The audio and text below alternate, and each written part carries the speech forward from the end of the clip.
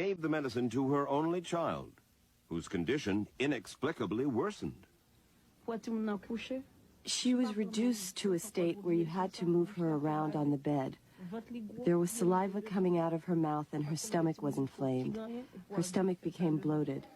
Unaware of the poison, Mrs. Charles had given her more of the same medicine, and she later died. Neurologically, this chemical will bathe the brain.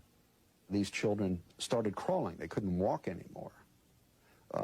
They couldn't even stand up. Rose Israel also watched her youngest child die without knowing why. My son did not want to take the syrup, so I had 4 people hold him down so he would drink it. If I knew the syrup was poison and would kill him, I would never have made him drink it. I would rather have taken it myself.